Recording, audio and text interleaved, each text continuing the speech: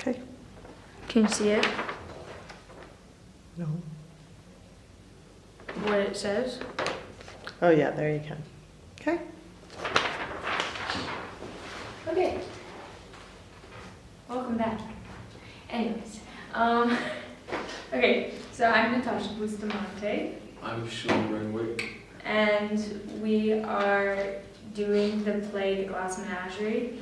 And so we will be discussing, or I will be discussing the background information on the playwright Tennessee Williams.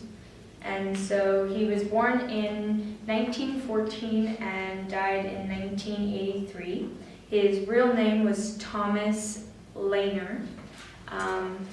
And so his background information, his dad was never really around because he was a traveling salesman. And so he developed a close relationship with his grandfather and his sister Rose.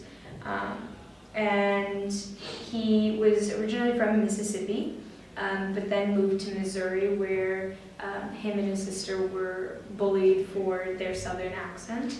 And he also had a brother as well. At 16, he published his first story, and the next year he went to University of Missouri, but never finished and dropped out.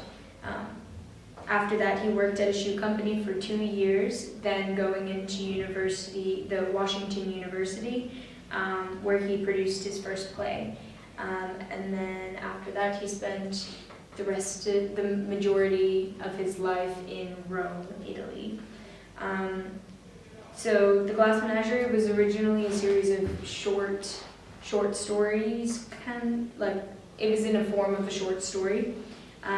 But as he developed it, it opened in 1944 in December. And this play was the first memory play, which meant it was autobiographical. There. So Amanda, the mother, resembled his mother, Edwina, who was a Southern belle. Laura represented his sister Rose, and that's where the nickname Blue Roses came from. And she also had a mental illness. She was diagnosed with schizophrenia after accusing her father of sexual abuse, and also owned glass ornaments. And so in replace of the mental illness, he traded it with Laura having a physical disability, and his father wasn't home, much because of the traveling salesman, so that resembled the father in the play not being around at all and not being in his life because Thomas, or Tennessee Williams, had to be the man of the house and financially support them. And so Tennessee had a hard life. He suffered from depression and feared of going mad.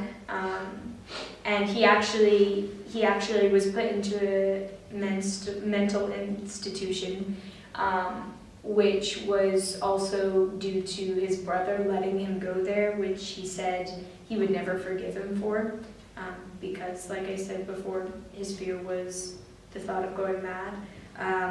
He was addicted to alcohol, and then later on addicted to prescribed drugs. So yeah, he had an overall rough life. And in the era he was born in, it was 1914, and so it was also, he was gay, and so that was another aspect that made him struggle kind of throughout his thing. And I know it will change like the intentions for Tom and his objectives and his backstory, definitely. Yeah. Okay, right, I'll be talking about the genre of the play as well as the themes. So, The Glass Menagerie fits under two genres, which is a memory play, as Natasha mentioned.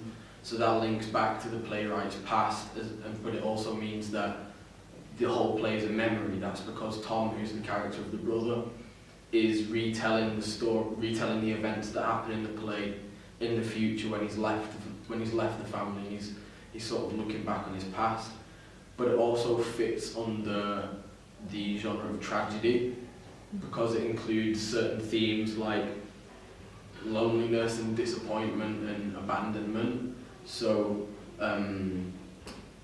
because these themes come into it when Amanda, who's the mother, she suffers from a lot of loneliness even though she's a part of the family because she lives in the past, whereas Tom and Laura see the present, they see the real situation that they're in, and Tom and Laura have a connection, they understand each other and they communicate with each other, but there's no real communication in the play between Tom and his mother Amanda. They only seem to argue and fight throughout the play, so that would create a sense of loneliness for the mother because all she wants is the best for her family in the play, but her sort of her narcissism gets the best of that, I guess, and yeah, so she feels lonely throughout the play because she has no real connection with the rest of her family. And then themes like disappointment come in when none of the characters' wants are really met throughout the play. So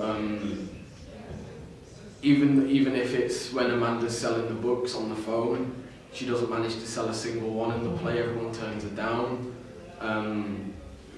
Laura, who's in love with the gentleman called Jim, by the end of the play it turns out that Jim was married and he's getting married, he was engaged, so Laura didn't get what she wanted by the end of the play, and Tom leaves, which means Tom's an exact reflection of his father, which Amanda said she always hated. So that by the end of the play the whole family's broken and everyone's disappointed and no one meets what they want, no one achieves their goals by the end of the play. Also, Tennessee Williams died by choking on the bottle cap of his eye drops. Thought that was important.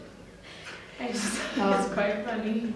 So, yeah, so I think that now, based on this, you guys can look back at, because you did a read-through of the play and start talking about maybe where you want to go from here. Can I stop this? Yeah.